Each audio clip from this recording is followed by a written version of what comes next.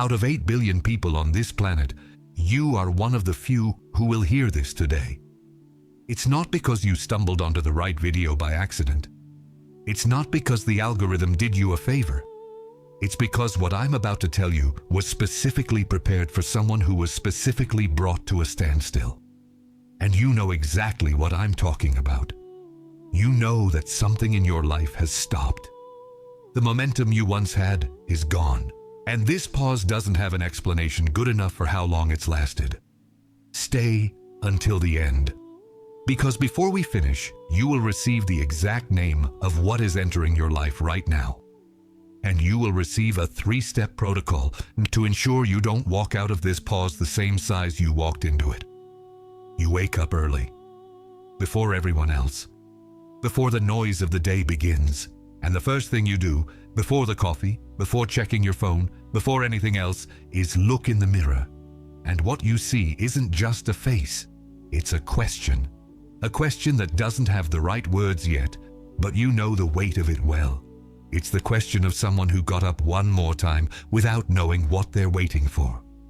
Of someone who looked at their own reflection and tried to find some sign that what was promised is still coming. And you found nothing but silence. But you went anyway. You got ready. You did what you had to do. And you carried that question in your chest all day long. You look to the side and see people who started at the same point as you moving forward. It's not envy. You know it's not envy. It's something harder than that. It's the feeling that there's a rule book everyone else learned from that no one ever gave to you. That the doors swinging open for others are dead-bolted for you. You try to build an explanation, try to find where you went wrong, try to identify what was missing, and the math doesn't add up. Because you did what needed to be done. You prayed, you believed, you waited, and the breakthrough didn't come. You open your contact list at some point during the day, and you notice what you've been noticing for weeks, maybe months. You aren't the first one called. You aren't the name that pops up when someone has good news to share. You isn't the number dialed when someone needs real support close by. You seek. You dedicate yourself. You do everything right, and yet abundance never comes. And the worst part? You start wondering if you're doing something wrong, if you're being heard up above, if it's meant for you at all. It's not a lack of faith or worthiness. It's a spiritual blockage that ordinary prayer alone cannot break. The Miracle Journal unblocks this in 21 days with a spiritual protocol that works exactly where your prayer doesn't reach.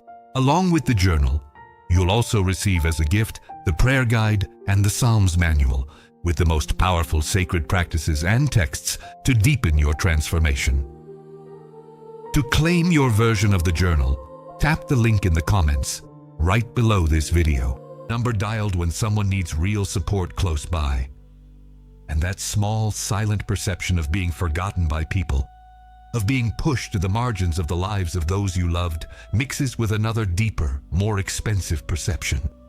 That maybe God has forgotten too. That maybe the plan changed. That maybe the promise wasn't as certain as it seemed when you first received it. And at night, when the house gets quiet and there's nothing left to do, you take inventory. The inventory that no one sees because no one is awake to see it. You count mentally, item by item, how long it's been since anything moved. You count the promises you received that haven't been fulfilled. You count the years that have passed. You count what you let go of, believing something better would take its place. And yet nothing has arrived. And that silent inventory has the weight of an accusation you don't speak out loud but feel in your very bones.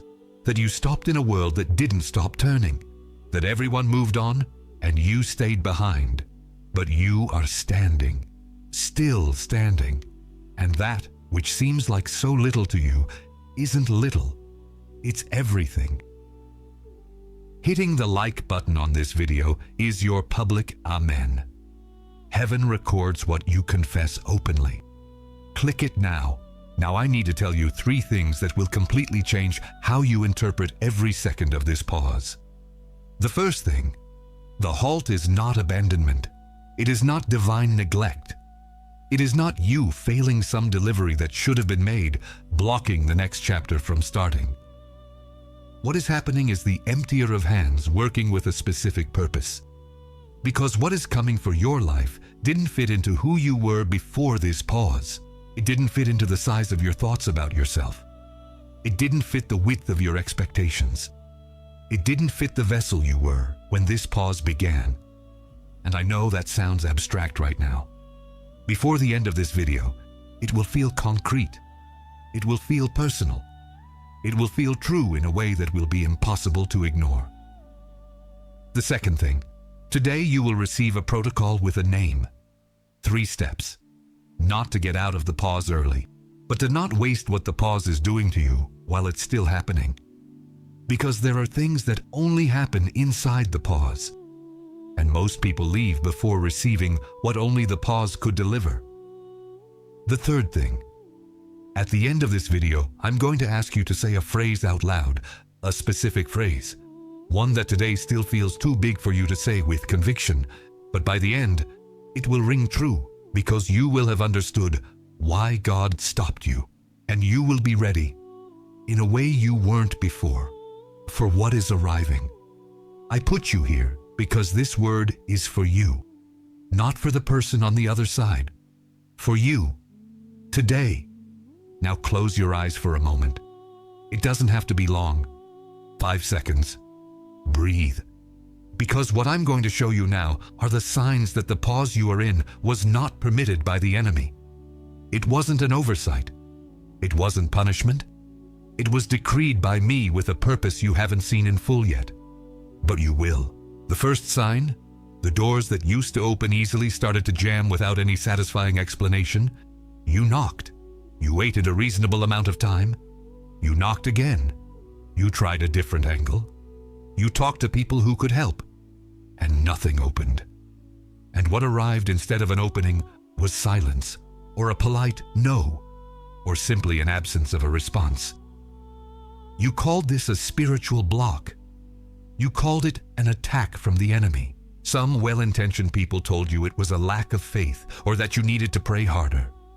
But listen to what I am telling you now. Those doors didn't jam because the enemy closed them. They jammed because I closed them with my own hand. Because the path they led to wasn't going to bring you to where I am taking you. And I knew that if they opened, you would walk in. You would build something there. You would invest time and energy and dreams in that path. And you would reach the end of a hallway that didn't lead to what I prepared for you. The closed door was mercy, not resistance. Sovereign redirection with built-in protection. The second sign, what used to satisfy you, stopped satisfying you. Not in a dramatic way, not in a way where you could point and say exactly when it changed, but gradually what used to seem like enough started to feel small. You sat in the same chair as always, did the same activities as always, were in the same environments as always, and you felt a discomfort that wasn't gratitude and wasn't ingratitude.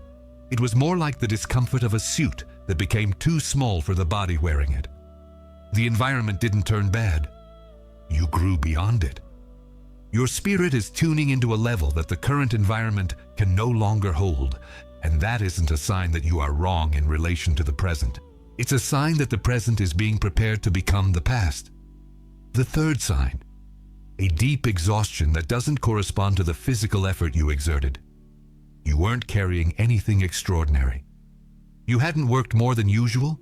You hadn't slept less than enough. There was no objective, verifiable reason for the level of burnout you felt. But the exhaustion was undeniably real. It was the kind that sleep doesn't fully resolve, that a day off doesn't remove. You called it accumulated stress. You called it anxiety. Maybe someone close to you suggested you were burned out, but what was happening was your inner being processing a transition that your conscious mind didn't have words to name yet. Deep transitions have physical weight. The formation that happens inside before appearing outside costs something. Your body was paying the price for a change that didn't have a visible address yet. The fourth sign, recurring thoughts about something left behind. a person, a decision, a relationship. A chapter that wasn't closed the way it needed to be closed. You deliberately tried to stop thinking about it. You replaced it with other content, other conversations, other occupations. You moved forward consciously without resolving it. But it kept coming back, with that specific persistence that isn't just a random memory. You weren't being weak by being unable to forget. You were being warned. There is something that needed to be finished before the breakthrough could happen in a complete and stable way. And I bring this back not to hurt you with the past, but to free you from an anchor you didn't realize you were using to keep yourself tethered to a chapter that has already been written to the end. The next sign is the hardest one to hear. It's the one the enemy spent the most time trying to make you ignore. It's the sign that, if you recognize and name it correctly, will change the way you wake up tomorrow. The fifth sign, the strange stillness. Not the stillness of someone who found peace, not the silence of someone who received an answer and can rest. It's a heavy stillness of another texture that you aren't quite sure if it's spiritual or just an emptiness. That doesn't have the warmth of a divine hug or the clarity of a revelation. It's just there, with no name to justify it. The enemy worked hard to make you call this depression, failure, proof that God is not present, evidence that the promise was withdrawn. And when you were at your most exhausted, you heard that voice and almost believed it. But I need to tell you what that stillness really is. It's the silence before I speak out loud.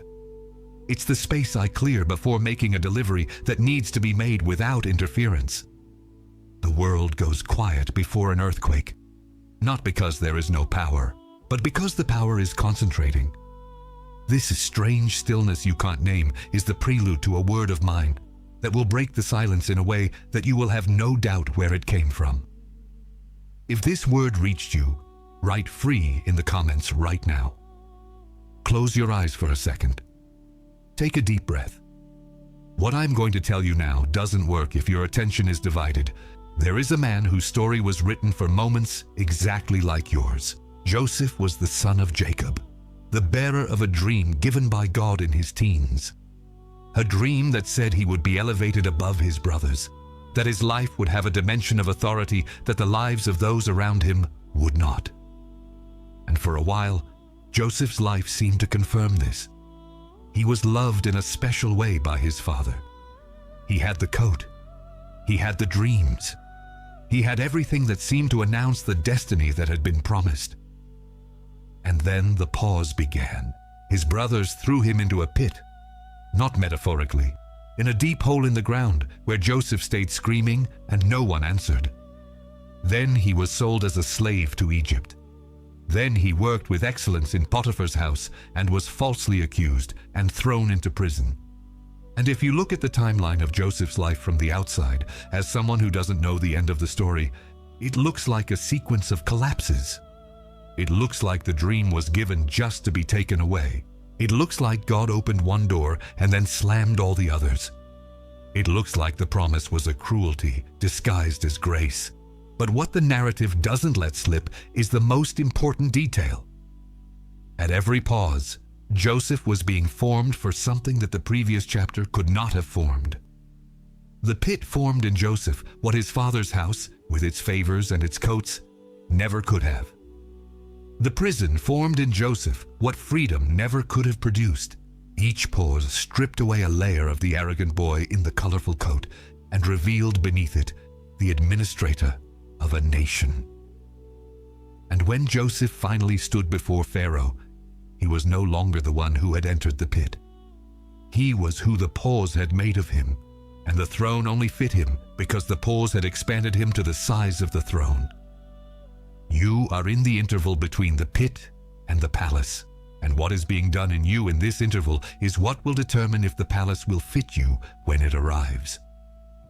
In nature, there is a process that looks like death because it is so radical. A caterpillar finds a branch, weaves a silk cocoon around itself, and disappears.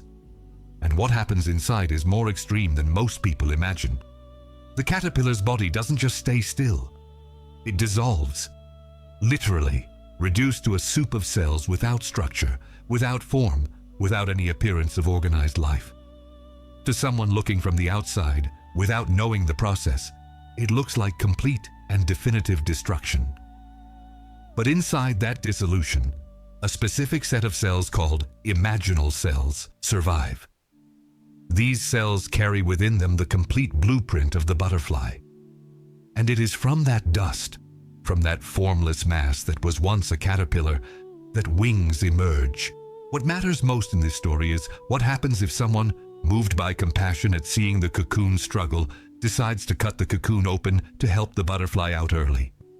The butterfly comes out, but it dies shortly after. Because the resistance of the exit process is what strengthens the wings for flight. Those who leave before being formed leave with incomplete wings. And what seemed like help was what destroyed them. Both Joseph and the caterpillar went through a pause that the outside view called destruction. And it was, in fact, the only possible route to the destiny they carried. There was no shortcut. There was no gentler version. There was the process. And at the end of the process, there was something that did not exist before the process began. If you saw yourself in Joseph, or recognized yourself inside the cocoon, write Joseph or in the cocoon in the comments now. Let me stop for one full minute. You recognize the signs. The doors jammed not by the enemy, but by sovereign redirection. The discomfort with the familiar that isn't ingratitude, but growth beyond what the current environment can hold. The deep exhaustion that doesn't match the physical effort, because it's the cost of an internal transition. The recurring thoughts about what was left behind, because there is pending resolution that needs to happen before moving forward. The strange stillness that isn't emptiness, but the silence before a word that will break everything. You saw that Joseph went through pause after pause, and that none of them were the final chapter. That the caterpillar dissolves completely before having wings, and that those who leave early leave with incomplete wings. You already know that the discomfort has a spiritual name, that the silence is not the absence of God operating. It is the presence of God operating in a way that human visibility cannot reach. But there is one thing you don't know yet, and it is the most important thing you will receive today. You don't know the name of what is being formed in you in this pause. You don't know the name of who you are becoming while the world around you keeps turning and you stay quiet.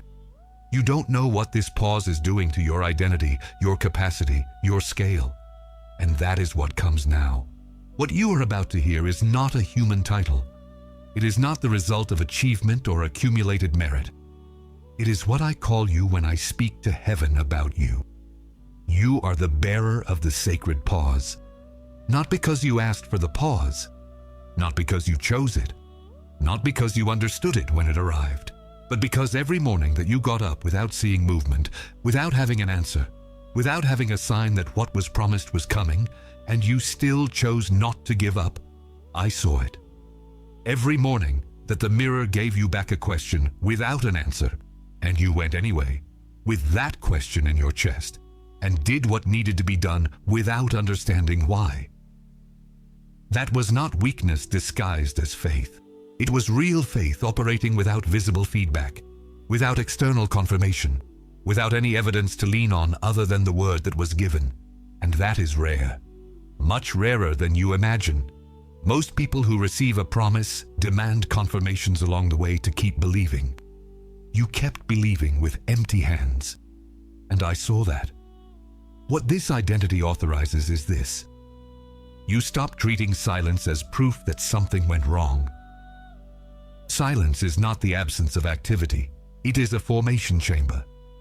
And formation chambers don't have windows because the light that enters prematurely undoes the process happening inside. You are the expanded vessel. I saw what was coming for your life before you could see it. Before you had the language to describe what was promised, I already knew the size of what was being prepared, and I saw that what was coming was too big for the vessel that existed before this pause. Not because you were weak or incapable or insufficient, because what is coming is gigantic, And vessels don't grow during movement. They grow during stillness. They grow when they are emptied of what occupied the space that the new will need. When they are stripped of small expectations. When ideas about what is possible are destroyed so that larger ideas can fit in their place.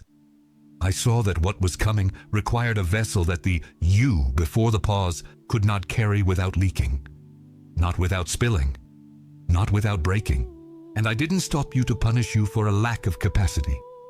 I stopped you to expand you to the size of what was arriving. And what is arriving is gigantic. What this identity authorizes is this. You stop asking me to speed up. You stop calculating when the pause will end, and you start asking the question that changes what you do with the waiting time. What still needs to be emptied so that the new can fit without spilling? You are the predecessor of the gigantic. I placed you in this specific time. Not in another century, not in another generation. In this time, in this window, with this pause, in this silence, with these specific questions you asked while the world around you didn't stop. Because what is coming for your life needs someone who went through this specific formation, who was stopped in this specific way for this specific period, who carried these specific questions, who reached the bottom of themselves and didn't abandon me when they got there, who took the nightly inventory of what hasn't arrived yet and chose once again not to close out their faith like a bank account that can no longer be paid. I didn't set you apart for something common, for something that any well-intentioned and dedicated person could carry. I set you apart for something that requires a capacity that only this pause could produce. And that is why the preparation was of another depth. Because the destination is of another scale. And comparing your speed with the speed of those around you who are advancing is like comparing the preparation time of a surgeon with the preparation time of a carpenter. It's not that one is more important than the other. It's that the functions are completely different, and the formation time reflects the depth of what will be done. What this identity authorizes is this. You stop comparing yourself to the pace of others. Stop completely. Because the destination you carry does not have the same deadline as the destination they carry. Comparison is not an honest analysis of the situation. It is a detour. If you received one of these identities today, write its name in the comments now. Bearer of the sacred pause, expanded vessel, predecessor of the gigantic. Write the name that reached you. And if you haven't subscribed to this channel yet, subscribe now. Because this isn't the only video that has a word for your life. Now, the activated pause protocol. 3 steps. Concrete. For today. Not for tomorrow when you have more energy. Not for when the situation around you improves. For today, with what you have, at the point where you are. Step 1. Name out loud what is being let go of. Not what hasn't arrived yet. Not the list of what you are waiting for. What the pause has already destroyed that needed to die. Because the pause wasn't just hard on you. It was surgical. It destroyed things that needed to be destroyed so that the new could happen. Expectations that weren't yours, they were borrowed from people who defined what success should look like in your life. Versions of you that were built to be approved, to be accepted, to be included in the in crowd, and that were never truly you. Identities you wore like a coat to feel relevant, but that, when stripped away, reveal you didn't need them to be who you are. Name one of them out loud, not in silence, out loud. Give a name to what was destroyed so that the destruction is recorded as a victory, not accumulated as a loss. Step 2. Identify what the pause revealed about the real direction. When you stopped running, when the external noise faded, when there were no more urgent projects or approvals to seek, what became clear about who you are? What emerged when the movement stopped? There is something the pause revealed about where you should be going, something that the movement was masking with the urgency of the immediate. Not what you want when you are excited. What remains when you are quiet and there is no one to impress. That is the indicator of the real direction. Step 3. A small deliberate action today in the direction of what the pause revealed. Not to leave the pause early. Not to force the next chapter to start before it's formed. To show heaven that you understood the message. A small action. Not a complete project. Not a detailed plan. An action. Concrete. Done today. With awareness of what you are doing and why. This action is not the launch of the new chapter. It is the sign that you are ready to receive the instruction for the next step. The sign that this protocol has been received is not euphoria. It's not a wave of motivation that makes you want to call everyone and tell them what's going to happen. It's not an urgency to act on everything at once. It is stillness. The certainty that arrives as inner silence. Like knowing without needing confirmation from anyone. Like the feeling that what was said here today was for you and reached where it needed to go. If you feel that, the protocol has been activated. Write received in the comments if you are receiving this protocol now.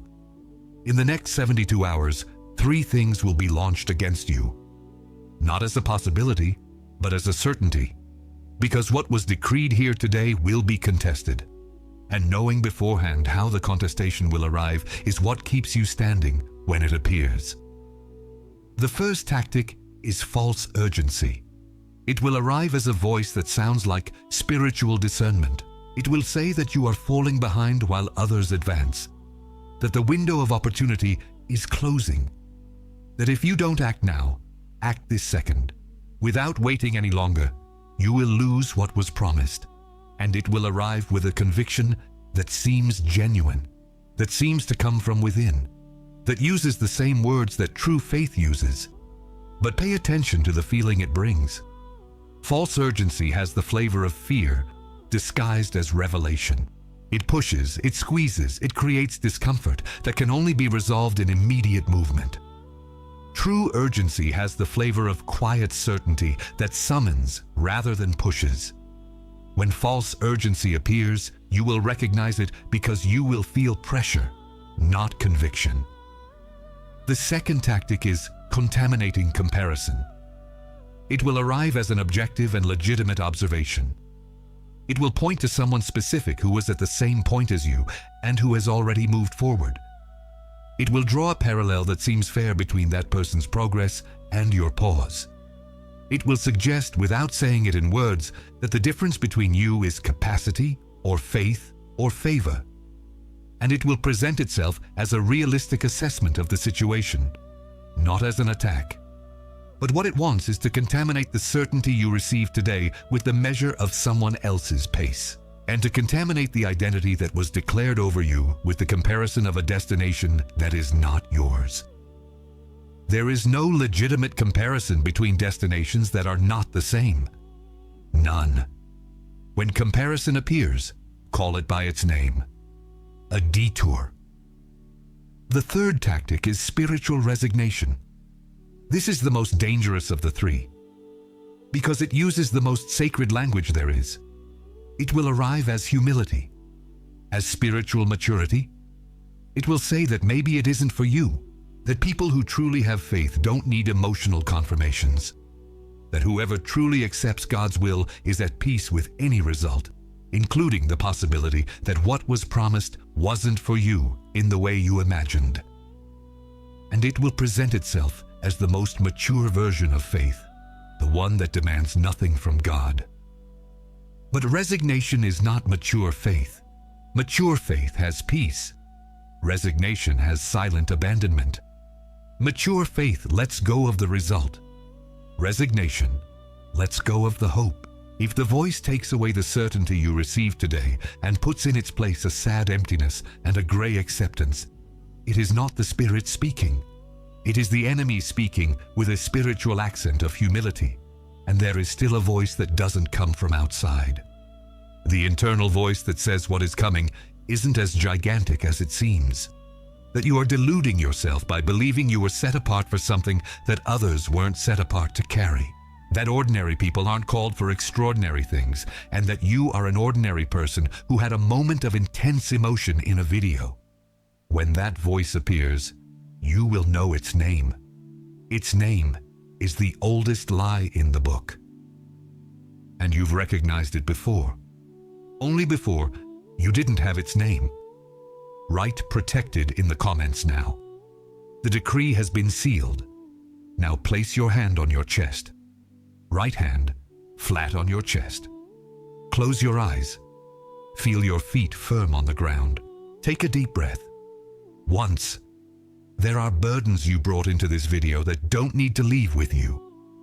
The first is the shame of standing still while others run. That specific feeling that stopping is failure, that visibility is progress, and invisibility is delay.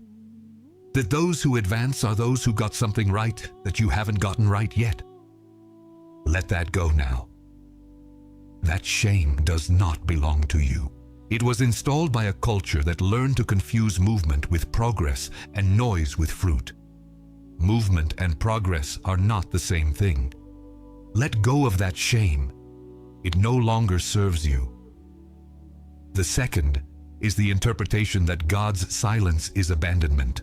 Every time you stood in silence before a situation that called for an urgent response and the response didn't come within the deadline you set, and you concluded that I had moved away or that there was something between us preventing communication, that conclusion was the most expensive lie you believed in this season. Let go of that interpretation. It is not true. Silence is not abandonment. Silence is preparation without interference. The third is the rush to leave the pause before being formed by it. That urgent desire to shorten the cocoon, to jump to the next chapter before this one finishes writing what it needs to write in you, to reach the palace without having passed completely through the chamber. Let go of that rush now. It doesn't serve you. What's coming will not fit you if you leave before being formed to receive it. Now I need to tell you what I saw. I saw you that morning. The morning of the mirror, before everyone else woke up. Before the coffee, before the phone, before anything that could distract you from the question that was in your chest. When you stood there, alone before your own reflection, with the question that didn't have enough words to express itself completely. I was there that morning, not at a distance, present. I saw what you saw in the mirror, and I also saw what you couldn't see. That behind that face with questions was someone being prepared to carry something that needed to be announced with credibility. And credibility comes from having gone through the pause and remained standing. I saw the nightly inventory. When the house got quiet and you stayed awake counting what hasn't arrived yet. Item by item. Promise by promise. When you closed your eyes over that mental list and the weight of it was heavier than anything you could carry physically, I saw the weight of that inventory, and I need to tell you what you couldn't see while you were doing the math. While you were counting what hasn't arrived yet, I was finishing preparing what was arriving. The deadline you measured in months, I measured in formation. And the formation was nearing its end. Not because the time ran out, but because the vessel reached the right size for what was being prepared to enter it. You are going to stop getting up in the mornings with the question from the mirror.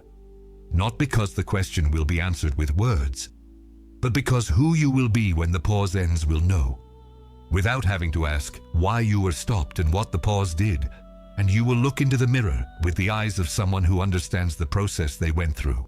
What is coming for your life is not an adjustment of what was there before. It is not a slightly improved version of the previous chapter. It is another level of reality for your life. It is another scale of impact, of reach, of depth. It is something that will need all of you with the capacity that only this pause could have formed. And that is why the pause lasted as long as it did. And that is why it was deep. And that is why it cost what it cost. From confusion to clarity, from invisibility to presence, from silence to voice, from pause to launch, from a small vessel to a bearer of the gigantic. It is decreed. It is sealed. It is done. Now say it out loud. Not in silence. Out loud, before writing it in the comments. Say this: I was stopped to be prepared, and what is coming is greater than I can imagine right now. Say that, Once, out loud. Let heaven record what you confess openly. Write "done" in the comments now. And if you have someone in your life who is also in a pause they don't understand, who is also feeling forgotten, who also wakes up with the mirror's question unanswered, forward this video to that person now.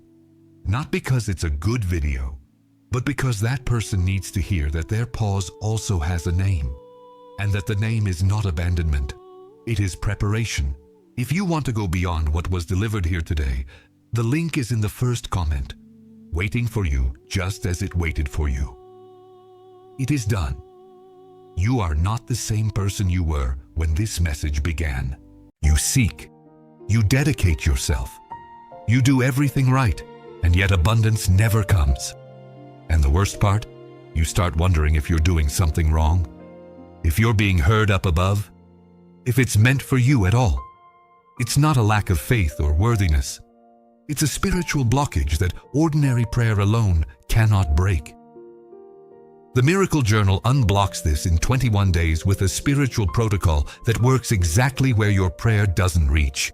Along with the journal, you'll also receive as a gift the prayer guide and the Psalms manual with the most powerful sacred practices and texts to deepen your transformation.